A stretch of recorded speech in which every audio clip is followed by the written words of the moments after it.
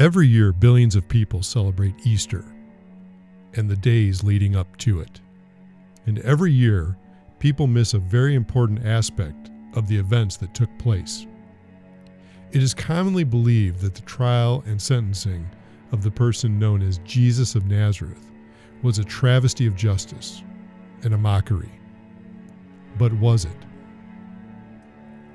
While the illusion of separation of church and state was in place then, like it is today, these two parties worked with deadly precision to eliminate anyone that questioned their presumed authority.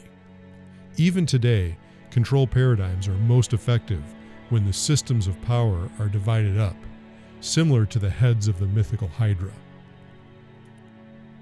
So was this Jesus guilty of anything? Here's a short list of his religious and civil crimes, and bear in mind that most of these were considered to be high crimes.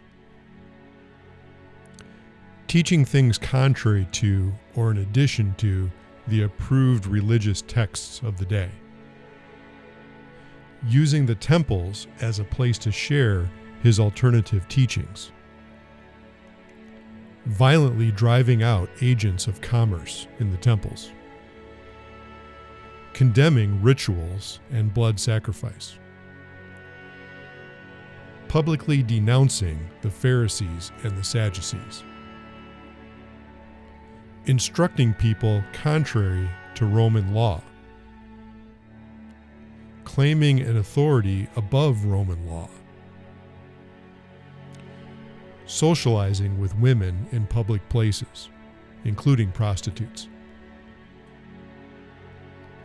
The list of his offenses goes far beyond this, but the straw that seemed to break the camel's back was him claiming a oneness with God, even though he never actually claimed to be God. Offenses far less serious than these were punishable by flogging and even by death. Consider Barabbas, the rabble-rouser that they allegedly set free instead of Jesus. Or consider these two common thieves that were allegedly crucified on either side of him. The truth is that Jesus was guilty of several things that were punishable by death, according to the law of his day. The thousands of people cheering in the crowd that day probably felt that justice was served by his conviction, his sentencing, and his execution. And in reality, the law of that day had been upheld by those acts. You see, according to the laws of his day, the disobedience of Jesus was rightfully and lawfully punishable by death. Let me repeat that.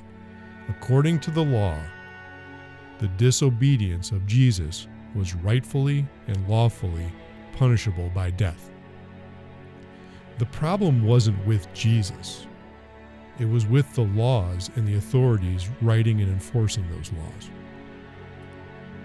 So would we crucify Jesus today? Well, let's consider the fact that we put people in prison for life for smoking a plant. Or we put people in prison for life for not paying a tribute to the taxing authorities.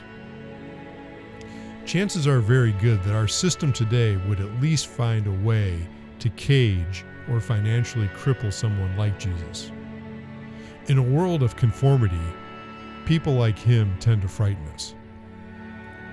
It's interesting that throughout the Christian Bible, you can read about groups of people, churches, entire cities, even entire nations, giving themselves over to myths and legends, as it says.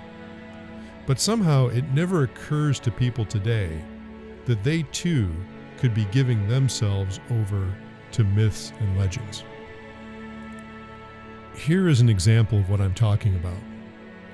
What people are practicing today is Roman Christianity. Notice I did not say Roman Catholicism, I said Roman Christianity. Catholicism is just the original trunk of Roman Christianity.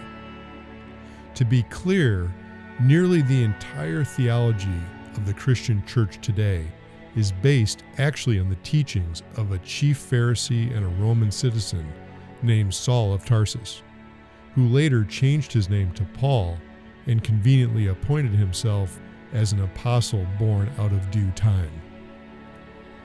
Paul's teachings contain several things that are completely inconsistent with the teachings of Jesus. But yet his words outnumber Jesus' words almost 10 to 1 in the Christian Bible. Here are some noteworthy conflicts. Women were to be treated as second-class, silent citizens.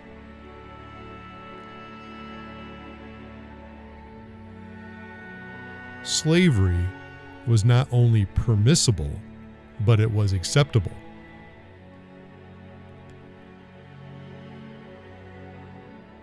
There was to be unquestionable adherence to all forms of authority, because they are ordained by God. The last one is the smoking gun, in my opinion. It may come as a terrible shock to most people, but the behavior of Jesus of Nazareth was anything but obedient to the authorities of his day. His behavior was more like that of an insurrectionist or a liberator. The town he hailed from, which was Nazareth, was known for harboring such types. He recognized that the only true authority came from the Creator, what many people today would refer to as the universal law, and it can be summed up quite simply as do no harm. This can be most easily demonstrated in the practice of non-aggression. In other words, that no person has a right to rule over another person in any way, any manner. He recognized that the greatest sin for mankind was to give away their authority over themselves. In other words, to give away their sovereignty and to ask to be ruled by others. Is this happening today? Yes, it is, on a level that would make the system in Jesus' time look like child's play. When we give our authority away, we become slaves to beliefs that are not only harmful to us, but dangerous to all of mankind. From that type of behavior grows the biggest psychopathic control systems, which can be managed by very small numbers of people. Often, these people have very bad intentions. Systems that foster the illusion that might makes right and that force is okay as long as it's in the hands of certain chosen people. Do we have historic examples of this? Yes, hundreds actually. It is important to remember that people like Hitler, Mao Zedong, Stalin, Pol Pot, many others had the majority support of the citizens that they ruled over. Those citizens carried out the atrocities for these men. Every atrocity, every tyranny starts with an unquestioning obedience to authority, and it's usually too late before the people realize what they have done. Two of the greatest myths shackling mankind today date back well before Jesus of Nazareth. They are money and government. Take time to look into the myth of money and the superstition of government and authority.